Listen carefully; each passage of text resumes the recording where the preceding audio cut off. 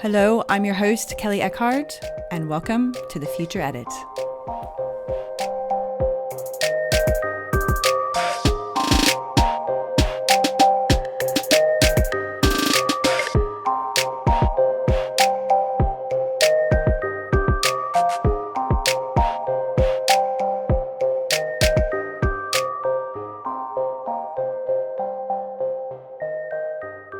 Hello and welcome back to this week's episode on the Future Edit. I have such a fabulous guest with me this week. I can't even tell you how I'm excited. I have Jo Love Dixon. Now, I met her back in London. We were both in the baby fashion world, but then we've kind of switched directions. Jo also is a campaign for mental health. She has a campaign at the moment, Depression Wears Lippy. She represents Mental Health First Aid England, Time to Change, and she's written her first book, which is out for pre-order right now. It's called Therapy is Magic, an essential guide to the ups, downs, and life-changing experiences of talking therapy. So I'm super, super excited to chat with her today. Thank you so much for being here, Jo. I appreciate it.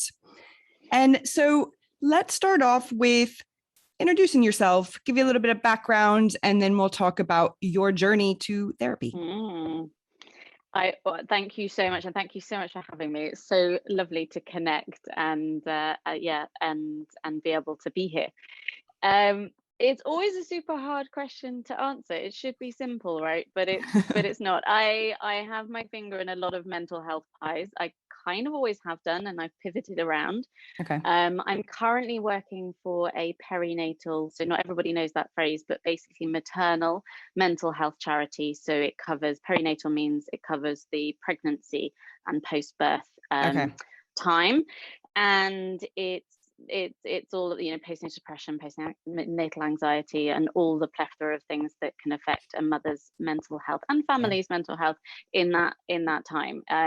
So I work 3 days a week for them, which is brilliant and really fulfilling work. And as you know, because we've been connected for a long time, it's a bit of my North Star. It certainly drives me forward, maternal mental health, because my own lived experience. But I don't just do that. I do all the things you just said, but also I'm training to be a psychotherapist as well. Cool, very nice. Yeah, so I do that. It's in-person training, which is brilliant, but it's very long term. So I do it 1 day a week. It is a master's, but it will take me 11 billion years to get there. And I'm 2 years in. Well, I'm just starting my second year, so it's a long road, but it's very fulfilling. And it's interesting because we're going to get into this, but I wrote the book about therapy firmly from sitting in the client chair and thinking about it from a client perspective. Yeah. And actually during the course of writing the book, because I had the idea a long time ago.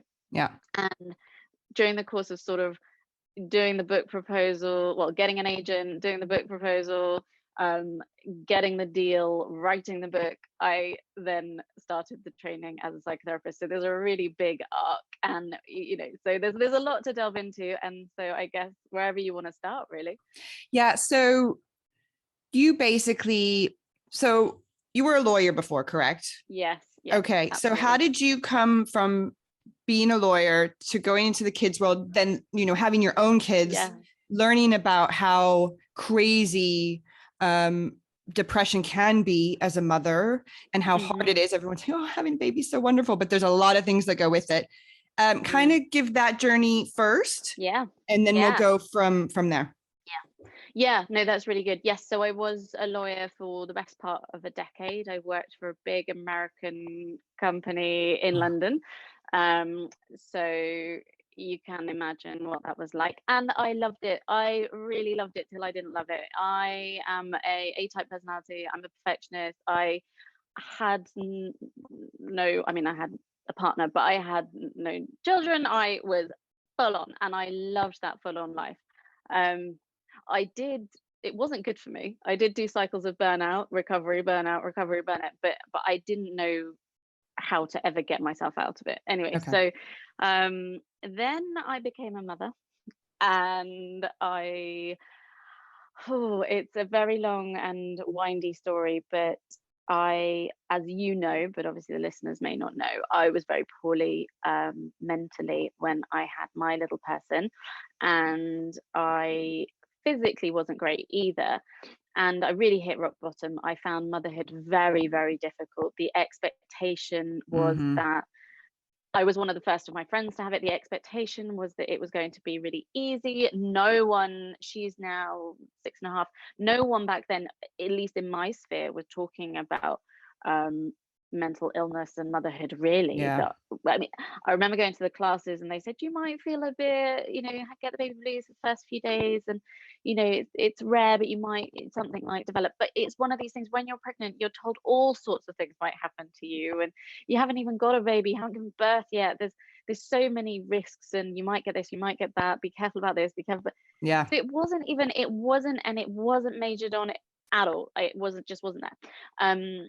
Which is why I like talking about it now, because I don't want to scare people off. And I do think in some ways, maybe we've tipped the other way, that we only hear the scare stories, and I always want to bring hope and light to when I'm talking about this, because I think most people are somewhere in the middle. Motherhood is hard, but it's not necessarily as hard as I found it. And I think forewarning it's not going to prevent you getting a mental illness, but it's forewarned is a little bit forearmed sometimes. So I was very unwell, and that didn't sit well when I went back to trying to be a corporate lawyer going a million miles an hour, having been really at rock bottom. And my priorities had changed as well. I always said, as they do. It's a little bit rude, but I used to say that I've got a literal bum that I have to wipe at home. I don't want to be metaphorically wiping asses at work. I just lost interest, really. So I was looking for sort of, I suppose, an escape route. If I think about it, at the time, that wasn't really what I was thinking. And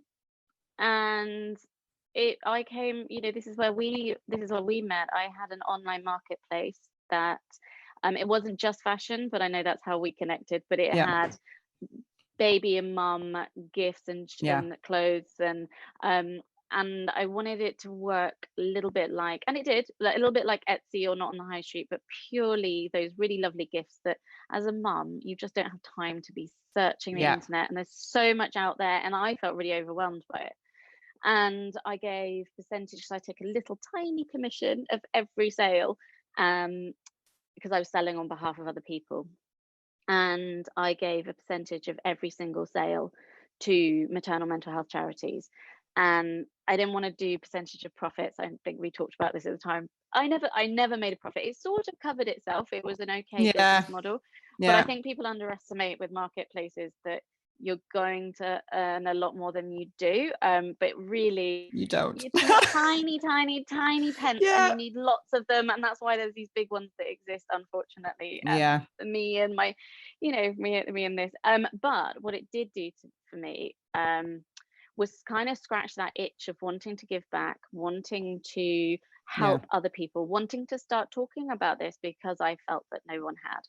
So I got on Instagram and started explaining why this wasn't a tokenistic giving money to charity. This was really important to me, and part of that was telling my story. And people just massively connected with my story. I know everybody, it seems like probably everybody's talking about it now, but you remember, people really weren't. No, not at all. So I was part of that. I wasn't the only one, but I was kind of part of that initial wave of people chatting about maternal mental health online, which I'm really proud of. But and then the business, it was creating, I was back in those cycles of working too hard, burnout, and entrepreneurial life is a bit tricky, right? Because it gets you, because you think, oh, I hold the keys to my time, and I can do this, and I have freedom. But also you work way harder and way longer, and switching off is and saying no and switching off and learning how to do that is, God, it's such a skill and such a harder thing as well, actually. So I took all those old patterns from corporate law world and recreated put them back in and made them worse, and like they sort of just monstered. So even though I was loving what I was doing on the mental health side, and the business was doing okay, but it wasn't paying me any money, and it was making me unwell again, I thought, right, park that.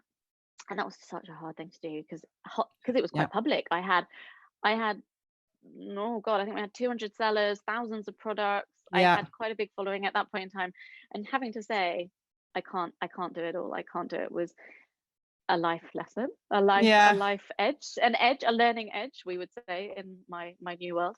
um but I carried on talking about mental health, and I thought, well, I kind of got this platform from the business, but really what people are here for is my story, me talking about mental health and that Yeah. side of it, not really to buy stuff. I always felt a little bit awkward that I knew why I was trying to sell stuff to try and help people, but then there was this sort of, do mums in this time need all this?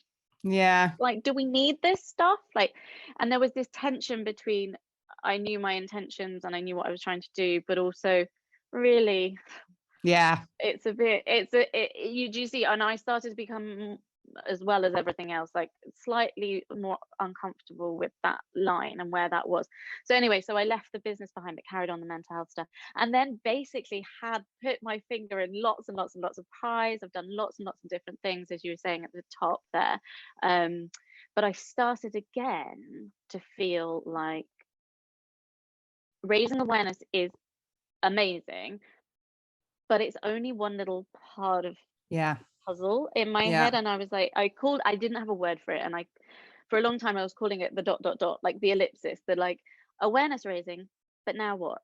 So you will have seen on my Instagram, whenever I do awareness raising stuff, always putting support, always putting resources, always signposting. Yeah. And I was going into when we were allowed to see each other in real life, I was going into schools, I was going into corporates, but not just telling my lived experience, because I was like, Yeah. or raising awareness that these things happen. It was what to actually do if somebody comes to you and says that their friend is struggling or they're struggling. And it was always that. And then that led me to, obviously I was writing the book at the time, but then that led me to, well, actually, I think I started thinking about possibly training to be a psychotherapist before that. But Okay. it sort of led me to getting the job in the charity. I was like, I've got to put my money where my mouth is. Like, I want to do stuff on the ground, in the grassroots, like actually helping Yeah. people. And it was the same with the psychotherapy. So I still do all of the other stuff, but I always said all along, if I just helped one, I always said woman, but really it's person. Yeah. If I help one person feel a little bit less alone, or a little bit less like they failed if they have a mental illness, or just a struggle, it doesn't need to be a diagnosable thing. Exactly. Yeah. Then my job is done. So that's sort of got you up to Amazing. speed of how I went from law. It Yeah. was like a whistle stop law to that. Yeah, it's quite interesting how, people go in these roundabout ways to get where they are now, right? And you needed all those whistle stops to get you where you are, because without your burnout, or without the motherhood experience, how would you know that this even was an issue, right? And at the time it seemed so bloody hard, and why is this happening to me? But then you are allowing other women not to feel so alone, right? Yeah. Which and it's quite interesting, because back in London, it was really good that you were opening this awareness, because so many of us felt alone. I had a brain hemorrhage when I was 30 weeks pregnant, so I was in the hospital for most of the time. I couldn't breastfeed. There's all these things that I had to deal with, plus getting myself mentally prepared, because I went through all these brain, procedures, plus having a little one. You feel so alone, right? Because one, no one's going to understand. Two, everyone's fussing about, like, should I breastfeed? Should I not? Should I do this? Should I not? Am I wearing the right diapers? Am I not? And it's like, oh, for fuck's sake, just, let's get to the point of the problem here. And so let's talk about then how you work with mothers, and what is your, talk more about that, and inform me about kind of what you do with women and depression for especially motherhood. Yeah, well, thank you. Yeah, I'm still, obviously I do all the awareness stuff, but I'm still at the formative stage. So this is like long-term goal. I will be a psychotherapist purely for, well, hopefully for everybody, but focusing in on mothers. So my placement next year is it's still in its infancy, so it's not me who's running it. I'm just the Yeah. student, but it's really helping. They call it ACEs, so Adverse Childhood Experiences, ACE Okay. being the acronym, or trauma that happened in your childhood. So an adverse childhood experience doesn't need to be capital T trauma. It can just be something that happened to you that was upsetting. But there's sort of a link between motherhood and these ACEs and trauma that sort of resurfaces, and my placement next year is directly helping mothers with that. So it's not often when we say put the word trauma and motherhood, people go straight to birth trauma, and that's what they're talking about. And it's not that at all. It's things from your past that resurface. And it could be just because your child is getting to the age that you're at, or just becoming a mother brings it, consciously or subconsciously, brings it all back up again. And there's this whole program in place to be able to help mothers, which is amazing, and to be part of it, and it's quite cutting edge, is incredible. And it's quite nice to be breaking down that, just before I leave that train of thought, breaking down that little bit of a myth about PTSD, birth, trauma being birth.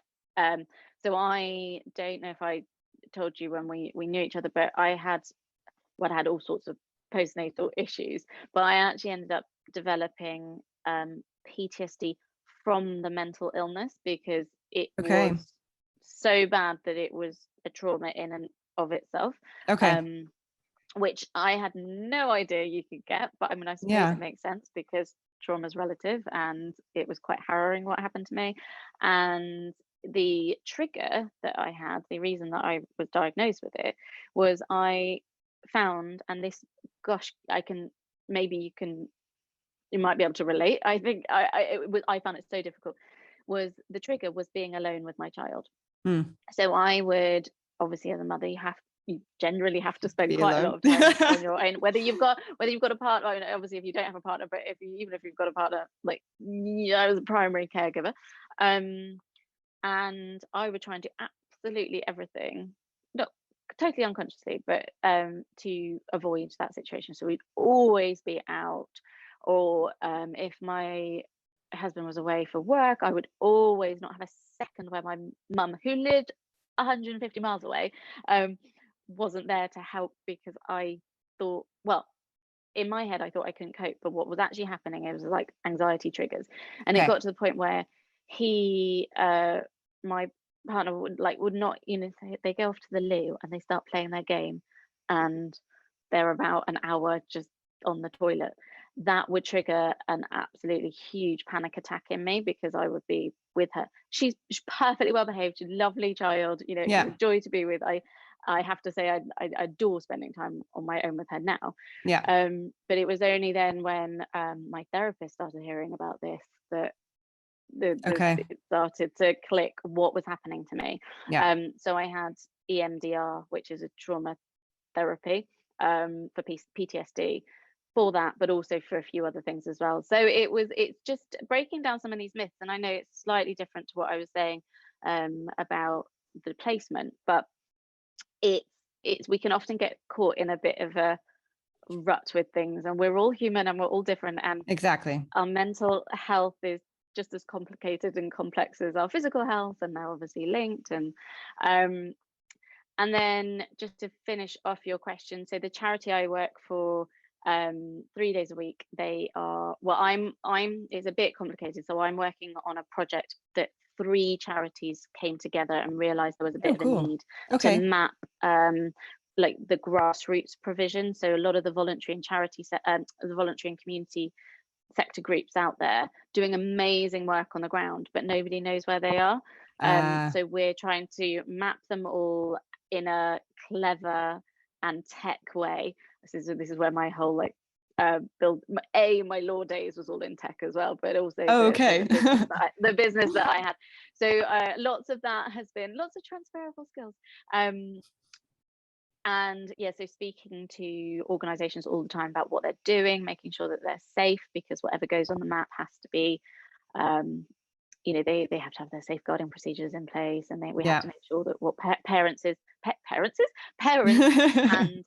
healthcare professionals, because we want it to be a tool for midwives who are sat with a mum or Yeah. a doctor or GP, a health visitor, can just say, okay, there's this resource, and also there, look at this map, there's all these other resources in your local area. Because as you know, when you're a mum of a small person, if your mental health isn't great anyway, well, let's take the mental health out of it.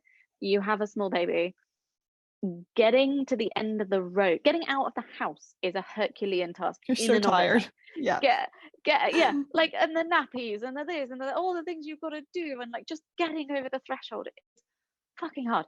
Getting to the end of the road is Herculean. To Yeah. then have to like schlep anywhere else, like, women need support in the easiest, most accessible, almost on their doorstep, or where they're going to have their baby weighed and measured, or there where they are in the children's centres, where they're going to the groups, the baby massage, the yoga, there.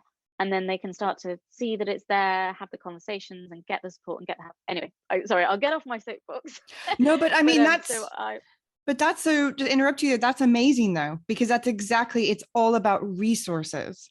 And the fact that you guys are finally implementing this in places can really change the whole mental health industry, or just support for new moms or older moms in general, right? That's game changer right there. It's amazing. Yeah. You might have picked up on that. I'm big on resources and support. And I know that there's a lot of need still, and there's a lot of gaps in the system.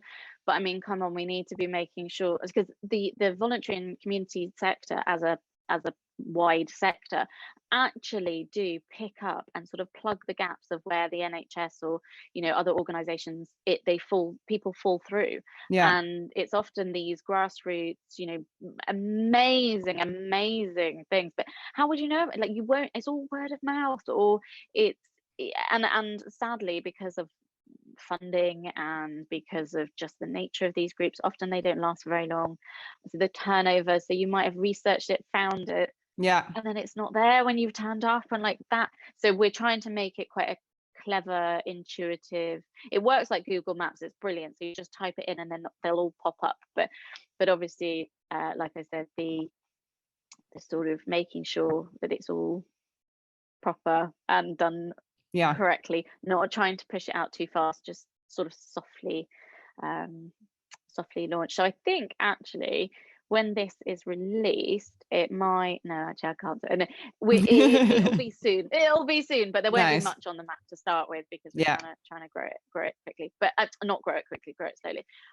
But yeah, resources, support, posting, it's the most important thing. Exactly. It's fun. I was quite lucky because I had a group. I was in the Islington borough, and I had some friends that were in Haringey because I had all these issues with some big ordeals that had happened, baby P and those kind of things. A lot of the funding, there just wasn't a whole lot of resources there, unfortunately. But then where I was at, I think baby P was in Islington. Anyway, so then there was more resources, basically. And so I had this amazing women's group to go to with our babies, and it was like a therapy session, and it actually really helped. But some of my closest mom friends didn't have that, and they were searching so desperately to find this, right? And and the childcare bit of it is so. I mean, a lot of the charities offer a creche whilst they're doing either group therapy or individual therapy or something similar. But if you get talking therapy through IAPT, you can't take your baby. Like, you just can't. So you've got the childcare issue. But the charities can be a little bit more agile and help out. But it's money, it's funding. Yeah, it always is that, unfortunately, isn't it? Yeah, and this is where it'd be nice to see where mental health would take more of a front burner instead of a back burner, and be plugging more money into these things. Because the thing is, if you have more individuals in the world that are at a healthy mental state, one, you have less issues in the NHS, less issues in most places. And so for me, I don't understand, why we're not getting people to a healthy place, and the world would just I be know. better. You are you know preaching to the choir. Yeah. I know, and I wrote about this in my book, but it's specific, not just, I mean, it's all mental health support, but obviously I was talking about it in the context of therapy, and it's like, I'm not an economist, but surely the maths, if any, and why have it time limited if people want it? Technically, IAPT, you can self-refer. Some trusts say up to 3 times. Some it's unlimited, some it's always different, and and you're given like a 6-week or 8-week course whenever that people want it, if they want it for whatever reason. Like, exactly, it should be there because I'm so, obviously I'm evangelical about it, and I think it's wonderful, but I think it must surely, considering how much mental health affects and costs the government, well, the world, and the knock-on impact on employers, on every, it's so intrinsically linked to so many other things, that it's got to have a cost benefit. But I know it needs to, like you say, it needs to be front loaded, and I want to be the one who changes it, but I don't think I will. Well, I mean, but the nice thing is you're there, and hopefully you're going to get enough support and people on board as well to help change the system. Because I hope so. I didn't start therapy until I moved to Germany. I probably needed therapy when I was in London. I had a lot of issues that I brought to Germany. And then I finally, and it's funny because it doesn't matter what country you are in, the process of even getting a therapist is unbelievable. And because I'm learning German, but I'm not going to talk about my problems in German, I'm going to talk about them in English. So finding even an English speaking therapist here is ridiculous. Then you got to go to the doctor. I mean, I know it's different in the UK, but I've got to go to a doctor, get a prescription. Then I might have to be on a waiting list for so long. I'm sorry, but when you have gotten to the point when you really need help, being on a waiting list is not what you need, right? You need that support right now. And then in the end, I end up doing a Zoom from a woman in England, so whatever works, right? But it is one of those things where when people finally decide to reach out and get themselves help, to not have such a long drawn out process as well. So difficult. Totally. And I always say that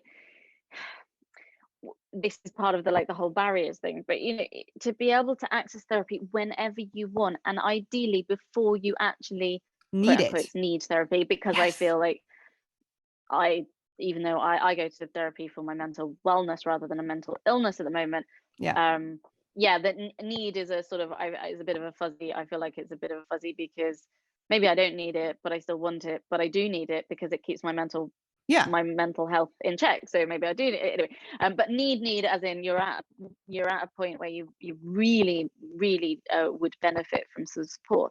Trying to find a therapist, whether you're going private or through the NHS, it's like trying to locate a life raft after the ship has already sunk. Like, it's already gone. It's not. It should be really considering, like, even brushing your teeth when you don't feel mentally well is an enormous and is a brilliant achievement in and of itself. Getting up, getting washed, and cleaning your teeth is amazing, and I think we should praise the little things way more than we do. But people, it's like the people who design the system should know this, but they don't know this, or they've forgotten this, or it just is not part of it. No, it's really hard. And if it was, a way to make it more accessible. And you make a really good point about like kind of having a niche, as in you're in Germany, you're not going to talk about your problems in German, even though you're learning German. It's if you've got any kind of, particularly people from different cultural backgrounds who, for somebody from the BAME community, a white therapist, because everybody's usually middle class white woman, pretty much used to be men, so at least the women have taken over, but it's not anywhere near as diverse as it should be. But it's not to say that they couldn't do a job, but you want to feel with your therapist that they understand you, that you can trust them, the relationship. Again, I'm preaching to the choir here, but like the relationship to me is the most important. Yeah. like magical. There's no magic in therapy, even though my book's called Therapy is Magic. But the magical element, like the thing that really makes it work for me, is the relationship. And whatever you can do to try and make that relationship work, especially if there's a language barrier or a cultural barrier or like whatever Yeah. other barriers, and there's so many barriers because when we're getting onto cost and all the rest of it. Yeah. But I think it needs to be talked about more, and this is why I love, you probably have seen them on Instagram, Black Minds Matter. Yeah. And she's actually only just down the road in Bristol, or Nice. the both of them are, and they set it up last year. Just it was in the wake of the George Floyd, Yeah. but saying Black people need Black therapists. And it's like, of course, yes they Yeah. do, right? Let's fund this, let's make this happen. So yeah, I again, it's one of those situations where I want to have the answers, but I have to satisfy myself in just talking about the problem. Doesn't necessarily lead to the answer, but is helpful, and to Yeah. be using whatever little tiny platform I have to be raising people's awareness and be talking about it, then that's got to do some good. It's not going to hurt. So Yeah. I need to just not try and solve all the problems, but because there are a lot of them. Like you said, though, you raising awareness and talking about the problem is still touching people and getting people's attention, which then that widespread of people knowing about this will eventually start to chip away at the bigger problem. It takes time, and that's the thing. This is a gigantic problem, right? And as you said before, if it can just touch a few people, you're on the right track, because then that's just helping a few more people be in a mentally safe place, because when they're in a mentally safe place or mentally healthy place, then they're going to affect the people around them, and then the people are going to, it's an ongoing it has a ripple effect out, doesn't it? Mental wellness is this is why it comes back to the economic argument as well. Like, it just helps. Yeah. It doesn't just help that one person. Yeah. It'll help whatever. And we are sociable creatures, even though we've been slightly curtailed recently. But we don't live just in the self. We live with others. We are with others. And therefore it has an effect, and it's so important. And there's often a lot of focus in like the psychology or like the sort of theories of like how we are as humans, about the self, like self-awareness, self-esteem, self this, self that. And it's like, yes, but then I think people are starting to think, well, it's just as important how we interact. We have to go within, we have to look within, we have to help ourselves, but we don't live in a vacuum. We live with others. We are human beings, and sometimes I think that gets forgotten in some of the theory.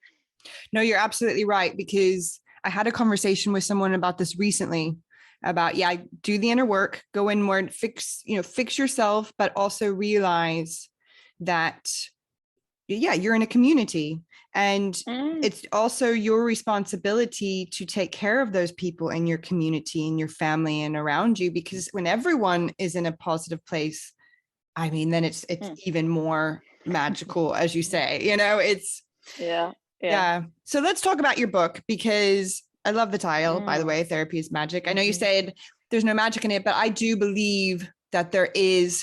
You can feel a connection with someone, or you don't. With my therapist, there's a massive connection, and she's really got to me and helped a lot. I know some friends that have gone to therapists and they're like, that was the worst experience I've ever had in my life. So I know there does need to be a little bit of magic in there, but go on and talk about your book. No, that's okay. No, it feels like magic. And it really is. I mean, I don't want to say it is magical, but I have to say the caveat of like, there's no spells, there's no potions. It just something happens. And now actually, being in a different chair some of the time, there are things that you can do as a therapist to help that, but really it's down to two humans sitting in a room, one of which, the client, knows a lot more about themselves than the other one, but the other one thinks the other one knows more.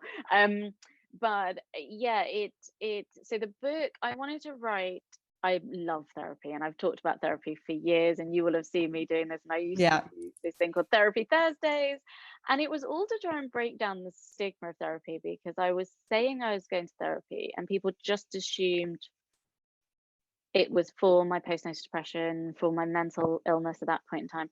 And what I realized is I don't go in and speak about postnatal depression for 50 minutes. No. I talk about Everything. everything that, and also not just like childhood stuff. It could be my husband's left his socks on the floor. It could be tiny things, huge things, the politics, the world, my mother-in-law, like everything. And I would come out and I would, so just before I went in, I wanted to sort of say how I was feeling, and I would do a little Instagram story, and then I would come out, and often I would say, therapy is magic, because I'd go in with a weight of world on my shoulders, or like I feel like a pressure cooker, and it was like someone just twisted that valve and went, Yeah. just getting it all out. And I'd come out and I'd be like, not all the time. Sometimes you do come out feeling like, oh my God, what just happened? But a lot of the time I come out thinking, oh my gosh. And then I get on Instagram and I would start saying, I'd say and I wanted to show the diversity of the things that you talk about, and Yeah. the range of things. I talked about toxic friends, or I talked about my mother-in-law, I talked about this, and people were really connecting with it. They were like, oh my God, I didn't know that. Or hang on, you're going to therapy to talk about that. Maybe, well, I'm struggling with that too. Maybe I can go Yeah. there. And it was brilliant, because I am all about, if I just help one person, and the amount of people that said I would never ever have got, it's too scary, too much stigma, too much like I failed, just too shrouded in mystery. I wouldn't have gone, but I see you every week telling me about it, talking about it, totally normalizing it. Yeah. So that's kind of where the idea of the book came from. But because I want it to be helpful, it's sort of two parts. The first half of the book is my journey with therapy. I hate the word therapy. My arc of therapy, when I have had the worst therapist. There's points in my life I had to go to therapy quite early, actually, in my teenagers. But so I've sat on a lot of couches, and I Yeah. have looked at a lot of strangers in the eye, and I sometimes say I think some of it was I wasn't ready as well. Like, it's not necessarily That's yep. I just wasn't in the right place. So I always say, like, Yep. it's a good therapy, a good therapist, yeah, like the right therapist, the right therapy, the right time. Yeah. And the three of those, and still, even if the three of those, it's a relationship, you can swap and change, and something might not be. Anyway, there's a lot of like magical dust that has to go in Completely. to make it, Yep. and you have to try a lot. And that's what I wanted to show in the book, that yeah, I mean, I took a lot of years before I found the one who changed my mind. And hopefully people wouldn't. But I talk about the events that led me back in. So it was like therapy kept being like sort of offered to me. I kept trying it, rejecting it, because terrible therapist, terrible time, this, that, and the other. So, for example, when my dad died, I had to have therapy. I was at law school at the time, and they made me go. Now, I know sometimes like mandated therapy works, but like that did not work for For me. you. So we Yeah. just sat there, and honestly, it was so painful. I wanted to rip my eyes out. Like, she was wanting me to talk about my dad, and I did not want to talk about my dad. So we just sort of sat and looked at each other. It was horrible. It was horrible, and I had to be there. So I talk about that kind of stuff. I talk about sort of the life events. I talk about my dad dying. I talk about the corporate burnout. I talk about the motherhood, and then the therapy that then followed. But the second half of the book there's lots of practical, my tips. I'm not an expert, but my tips for anxiety attack, or panic attack, my tips for what to say to a new mum, my tips for, there's lots of little lists. And also where I feel, because I am not an expert, one day I might know a little bit more than I know now, but I have got, it's the lawyer in me, caveat. I have got and a lot of names that you'll know, but a lot of and people that are not known. My own therapist as well is in there, but experts wading in when I feel like a diagnosis needs although I have opinions about diagnoses, but or whether a term or something needs to come not from my voice, but from, I call it, from the other chair. Okay. So there's lots of that. It's really rich resource for people. And then the second half of the book is a real how-to therapy. So whether you're in therapy and you want to enhance it, or like how to deal with therapy hangovers, when you feel a bit crappy afterwards, like, Yeah. or even like what a therapy hangover is, how to find a therapist, whether that's a private route, and that will apply for not just in the UK, but anywhere you're Anywhere. looking for Yeah. a therapist privately. But also I have to talk about, the NHS system and how that all works. But I also, a lot of places, whether they have, you have free healthcare in your country, your insurance or your workplace or charities, often that gets totally forgotten about. So it's all Completely. in there, and lots of lists, lots of resources. And the second half is much more like how to therapy, or how to help somebody who you're not in therapy yourself, but like a relative or somebody who's a friend who's going through therapy, how to support them. So hopefully people like it, and it's helpful, because that is Yeah. my number one, like, just try and help. And I felt that there was so much out there, really brilliant stuff out there written by the professionals, but for me, I didn't see anything, or people will maybe talk about their therapy within a wider book, or I wanted that client chair to be really focused on, and a spotlight on it, and break down some of that scariness, and Yeah. lift the veil of secrecy that is a bit like, ooh, the therapy is a bit scary, and it's not. Yeah. It's not at all. And also some of those hurdles we talk about like the fact that me as a middle class white woman can afford to have private therapy, and I Yeah. talk about how I wish that it wasn't, and I wish it was more accessible, and I raise the issues about race and culture and religion, and how that all is in the therapy room, but also can be barriers to therapy, because I also think that a lot of the literature out there sort of shies away from this whole, like, Of oh, course. Yeah. we don't want to talk about it. Yeah.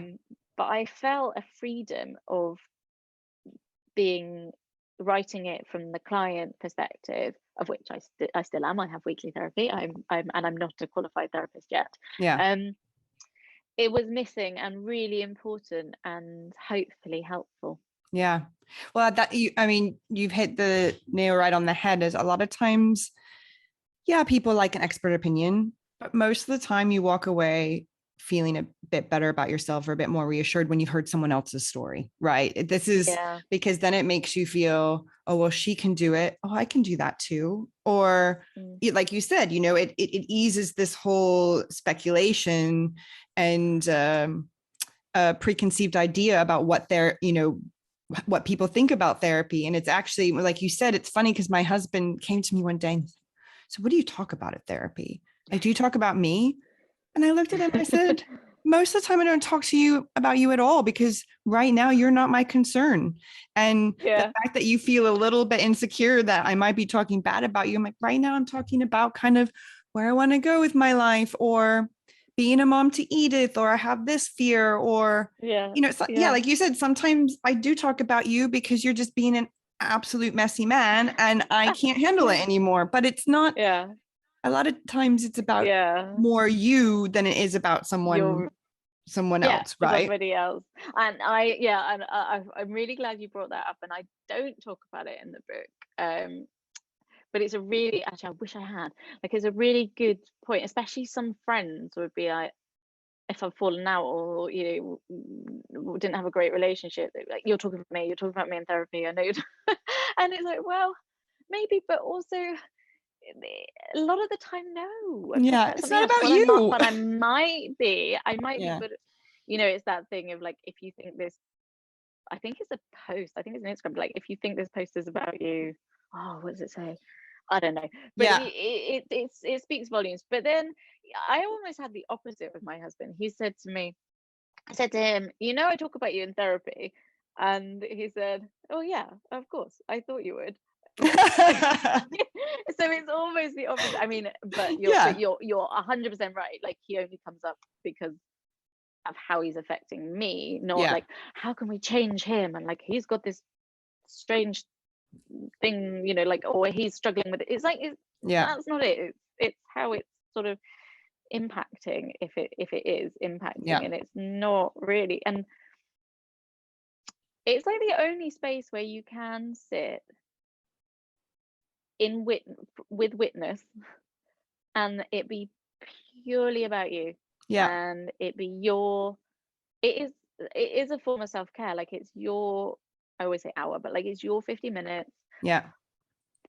to whatever you want, and whether that is the tiny, I don't know, like Yeah. the tiny thing that's annoyed you that day that you want to spend 50 minutes just getting it out, Yeah. or you want to deep dive and archaeologically dig into your past and go Yeah. for that stuff.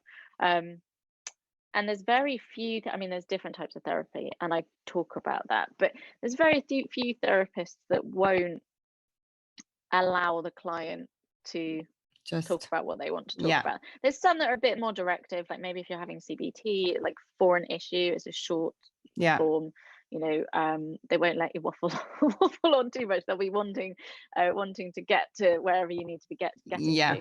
to. But long-term therapy, I think it's so your space to do whatever you want, and it's Yeah, not really about completely. anyone else. No, and it's really nice. My therapist says, there's days I come to the session, I have no idea what we're going to talk about. It just starts it's kind of like verbal diarrhea. It just starts coming out, and you're like, I don't know what's going on. And she's like, this is your time. I also appreciate, though, the reason I continue to go to therapy just to keep my mental health up is she challenges me as well, because a lot of times you just need that person going, okay, you just said this. Let's think about it this way, because you're not going to sit there with yourself and ask, like, how would I think about it differently? Because you can't, because this is the way you think about it, right? No, exactly. Yeah. Like, they're on your team. That's a really good way of thinking about it. Like, they're on your team. They're totally on your team. Yeah. But they are not afraid to challenge you. So people say, oh, well, like, I don't need to go to therapy, I've got friends. It's like, would a friend feel as comfortable challenging you? And how would you feel if in the same way your therapist does, a friend does, you're like, and then they're not so perfect because and there's almost, I write about it, there's almost kind of too much at stake with a friendship. You can't have that therapeutic relationship, however brilliant they are at listening, however empathic they are. It's just not the same, and they're not trained to hold it. No, that's the thing. They're not. They might be trustworthy, but like, you unburden, and therapists have to have their own supervision if it gets too much, or something that you said triggers their trauma or pain or issue or whatever. They know how to be in the moment. Not everybody, they're not perfect humans, the people get things wrong, but they know enough of like how to be there to be supportive of you. But also then they've got a place to take that and to work through that. Whereas a friend would just be like, I mean, I had a brilliant example. I can't go into the details of it, but literally this morning, a friend was telling me about how another friend had said something so hurtful. They were in their moment of drama, but this friend has experienced baby loss and had some really difficult times, and they weren't thinking, they were in their drama and they weren't thinking about the impact. And it's really rattled my friend. So it's even though my friend was trying to be a friend to other, it is very tricky. Whereas a therapist, you do not need to worry about that whatsoever. You could just exactly, you can say anything, they're gonna hold it, and then they'll tell you what they think. I mean, there's times my therapist like, oh, you just gave me the fuck you look, because she challenged me or she hit a nerve, and I'm like, I'm not so sure about that. You just sit with it, think about it. You don't have to say anything. And I'm like, okay. And she's usually right. And I go away thinking about it. I'm like, oh, okay. They're often right when they do that. And you're like, no. Well, it's when I defend myself too much. I'm like, no. I know where you're going. No. And then I'm like, or I don't even normally admit it in the session. Then I'll go away and afterwards like, yeah. Or where she does the thing where she'll say, if I'm talking about something that's happened with somebody else, and I don't quite know how she does it, but she'll get me to, it's not as simple as just saying, what does the other person think about this? But she's essentially getting me to that. And I'm like, oh yeah, they're probably thinking, because we all know that there's three truths. Like there's that my truth, your truth, and then the actual truth, or something that might be the actual truth. The therapy has a good therapist has a really good way of getting you, not necessarily to the well, sort of, but getting you to see that there's other possibilities perspectives, for like for whatever you might be, or yeah.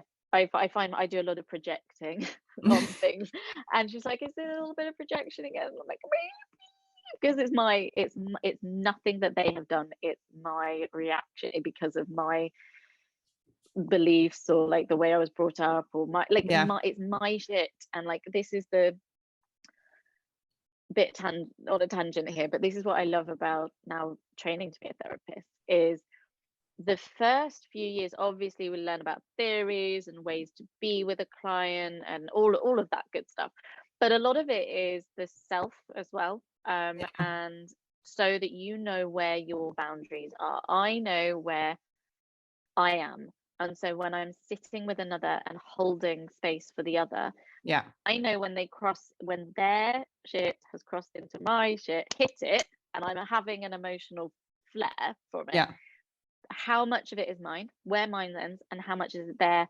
projection, or their, particularly if you're dealing with somebody who's very angry or critical. And for me, I don't like criticism. But are they actually being critical of what you're doing, or because of something that you've said that has sparked something in them, or is it, and how much of it is theirs and how much is yours? I just find it fascinating and so interesting, and I could talk about that for hours. It is really fascinating, isn't it? I mean, the whole thing of therapy, because I'm just now getting into all this, and it's also been there for me as well for a long time.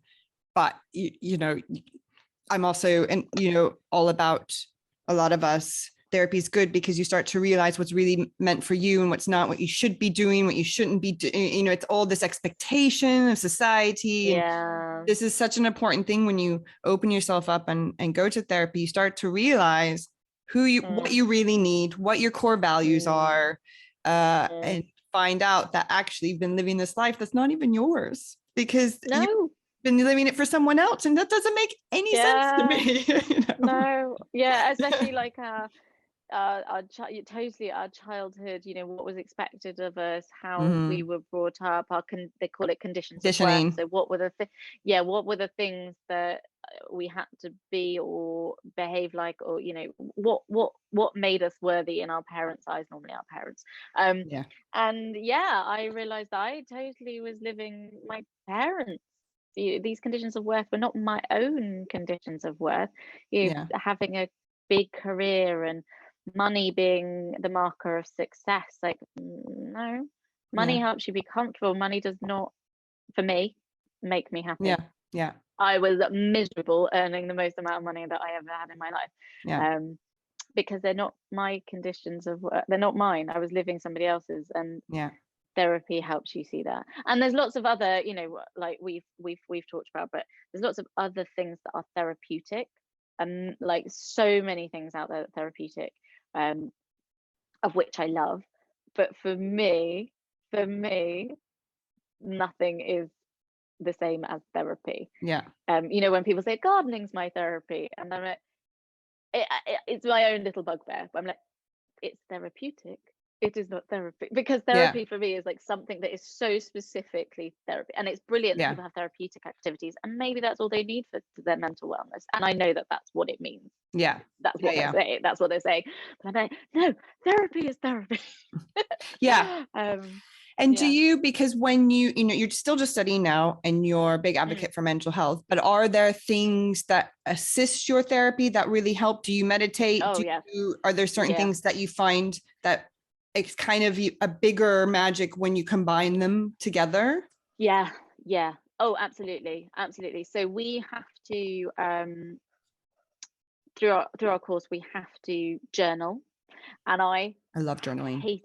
I hated journaling before. Me too. So I tried it, like I absolutely I think it might have been the perfectionist. Like, you see all these amazing journals online, like bullet journals and these beautiful, and like the pressure of the page of like, but I have grown to really embrace journaling as just a get it all down, get it all out. It's like another way, and it also really helps my thought process of what has come up in my journaling. I write my dreams down as well. I'm remembering my dreams more because of that. And you start to see themes a bit easier that then you can take to therapy. Or sometimes, like you say, I don't know what I'm going to talk about, which is sometimes brilliant, but sometimes really like, oh shit. Yeah. And then like whatever sort of helps your mental health, really. Like I think meditating and mindfulness is incredible. I intend to practice it more than I actually do. But you know, we can only do what we do. Yeah. And that is the thing. Like I do for all of the therapy is brilliant. There needs to be a point where therapy is not just happening in the therapy room. You're taking the things that you're either, whether it's a tool that you've learned or a technique, or whether it's less direct than that and more of a like an insight or a glimmer or something, a learning of some sort, and applying it to your actual real life. And it's okay if that's slow, because sometimes takes time. the patterns are very worn in Yeah. our head and like very, very easy. Like, especially if you like, part of the book I learned about why therapy works and about the brain and the neural pathways and how like it's easier for us to keep doing the same thing and taking the same route. But speaking things out loud to another, to a human, actually starts to change those neural pathways. It's incredible. And helps us, but we have to take it out of the room. Yeah. Can't just, slow is okay, but else what are you actually doing? You're just having a lovely chat. You're just having a chat. No, it's true, isn't it? Because like you said, the power of words, where if you're speaking it in a session and you say, let's say for instance, you know, you're really struggling with self-esteem or not thinking you're good enough, then you need to take that away from your session and constantly be feeding, I am good enough, I am okay, because that changes your, like you said, it changes the things going on in your brain to help you believe that is true. Well, because it is true, but you know, that it is a process. And therapy does that in and of itself. Like the speaking of it, it is incredible that it does this. The speaking of it helps, and then the witnessing of it helps, and then having, particularly like, you know, if I was to say something really disparaging about myself out loud, or saying something really raw or really vulnerable, and expecting to be rejected or expecting to be agreed with or expecting, and then seeing the therapist's reaction is healing in and of itself, because you're given a different, your brain is given a different reaction to something, so it heals. And this is where we get into like some quite complicated ideas about transference and countertransference and the role of the therapist doing that, and how helpful that can be as well as unhelpful. But it can be really helpful to have your therapist say that you didn't have a mother that was didn't listen to you, and you have, through this therapy, kind of, you don't think your therapist is your mother, but there's a certain bit of you hoping potentially to be listened to, and then if you are listened to, that can heal some of the wound. And that be it's so fascinating, so interesting, and that's why I wrote a book about it. Well, I mean, and you can tell you can tell you're so passionate about it, and this is really great. I'm super excited for, you know, your future, because there's going to be some really exciting things happening. And you know, I do just waffle on about therapy. Oh no, it's great. About therapy like all day. Oh, I love listening to this, because I love talking about it too, because it's just, I mean, it's, for me, it's a no-brainer. You know, it makes so much sense, because it just makes sense. And I mean, and I even still have a lot of friends, you know, when I talk to them about therapy, I'm saying, why aren't you seeing someone? I don't feel like I deserve therapy. I'm like, everyone deserves therapy. Everyone needs therapy. And like I've been told before, and you said it earlier, start therapy before there is a problem. It's a car needs maintenance every year. We have to go for a checkup every year. Women, we have to go to the gynecologist to make sure we're healthy, working. It should be like that for your brain, you know, as well, for your overall mental health. Totally. One last question I ask everyone, and then I'll ask you to share just kind of where people can pre-order your book and stuff. So my podcast is called The Future Edit, and it's about editing editing the future you, do the inner work now, so you'll be happier and healthier. Describe the future you. I didn't know this was coming. Future me. I hope future me feels like today me, to be honest. I mean, obviously I have a few things in my future, like I will be a qualified psychotherapist, a long way in the future, as we discussed. But I feel quite balanced at the moment. I feel quite settled. I I know happiness is a transient emotion, but I feel settled and balanced and in good mental health. So I hope I'm not dodging the question, but I hope that future me, it doesn't always work like this, but I hope that I'm able to keep that in balance. That's brilliant. I mean, that's the whole thing, isn't it? If you're already feeling balanced or you're in a good place, to keep up the work to continue to feel that way. And that's the whole, it's doing the work, isn't it? It's all about maintaining yourself. That's what mental health is. It's about a lot of times you're not going to fix the problem unless there is a certain thing that you really need to work through and you get from here to here. But as my therapist always tells me, you're not going to fix you, you're maintaining you. Not fix. No. Yeah. It's not fixing. It's just keeping everything as balanced as you can, and life throws things and it's going, what do I need to do to bring that back into a bit of an equilibrium, and noticing it and all of that good stuff. But I hope I feel like I do now. Well, I mean, but I hope it will, and I will do everything. That's basically life, really. It's a bunch of stay like this. Yeah, yes, exactly. And so your book is out now for pre-order. It is out for pre-order. So if you buy it now, you will get it on the day that it is. It will land as all the good, whatever you feel about Amazon, all the good things about Amazon is it will land on your doorstep on the day that it's out, which is the 7th of October. Brilliant. It will be available in other places once it's out. It just, how it seems to roll. It has to be out on that one first. But it will be in bookstores from the 7th of October. It will be hopefully in as many places as possible and as accessible as possible to people. Brilliant. And there will be, people have asked me, it is available on Kindle to buy as well now, obviously pre-order, and I'm recording the audiobook next week. So cool. It'll be author read, which is scaring me. And it's therapy is, and then there's ... magic, because therapy is all sorts of other things. But yes, so therapy is magic, and it's by Jo Love. And if you just type that into, hopefully Amazon or wherever, you'll get it. And maybe link if you link it. Yeah, I'll link it. That would be brilliant. And then I'm at Jo__love_ on Instagram. Super brilliant. Yes, I will link everything in the write-up and also on the podcast. And this will be released in 3 weeks. So, because I have 2 more before you. And then so that gives enough time for people to, to pre-order and all that stuff. Thank you so much for being here today. This has been a fabulous conversation, and you've got me so excited about therapy. I'm like, Thank you. Thank you very much. For having me. Thank you so much for listening to today's episode. If you like what you're hearing, please like us, subscribe, and tell your friends. You can follow us on Instagram, The Future Edit. And for more information about my guest and myself, you can head to thefutureedit.com. Until next time, ciao.